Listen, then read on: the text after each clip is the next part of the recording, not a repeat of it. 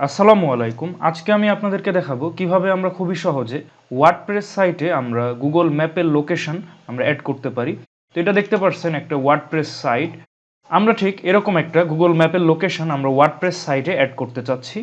এজন্য আপনারা প্রথমে গুগল ম্যাপসে চলে যাবেন, তারপরে যেই লোকেশন অ্যাড করতে চান তো সেটা আপনারা সার্চ করবেন। তারপরে আপনার এক্স্যাক্ট যে লোকেশন সেটা আপনারা যদি অ্যাড করতে চান তো সেই লোকেশনে আপনারা চলে যাবেন। তো ধরুন আমি অ্যাডমিনিস্ট্রেটিভ বিল্ডিং এই লোকেশন অ্যাড করতে চাচ্ছি, তো আমরা ঠিক এখানে ক্লিক করব। এখানে ক্লিক করার পরে আপনারা বাম সাইডে দেখতে পাচ্ছেন শেয়ার, আপনারা শেয়ারে ক্লিক করবেন। তারপরে দেখতে পাচ্ছেন সেন্ড এ লিঙ্ক, তারপরে দেখতে পাচ্ছেন যে এমবেড এ ম্যাপ, তো আপনি এখানে ক্লিক করবেন। তারপরে কপি এইচটিএমএল এই অংশটুকু কপি করবেন। তারপরে আপনারা ওয়ার্ডপ্রেস সাইটের এডিটর অপশনে চলে যাবেন, সেই এডিটর সেই পেজে চলে যাবেন। তো সেই পেজে গিয়ে তো প্রথমে আপনারা যেই সেকশনের পরে গুগল ম্যাপ অ্যাড করতে চান তো সেটা আগে ক্লিক করবেন, তারপরে 3 ডটস এখানে যাবেন।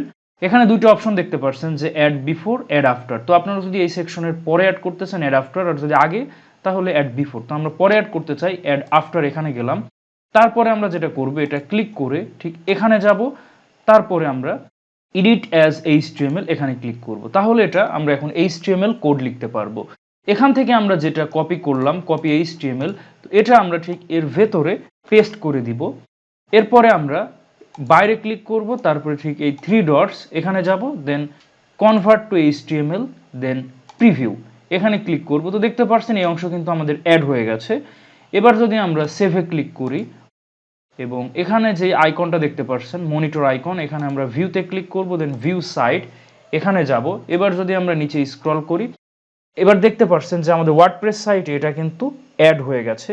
আর আপনার চাইলে এটা কিন্তু খুব সহজে এডিট করতে পারবেন এইচটিএমএল এ গিয়ে।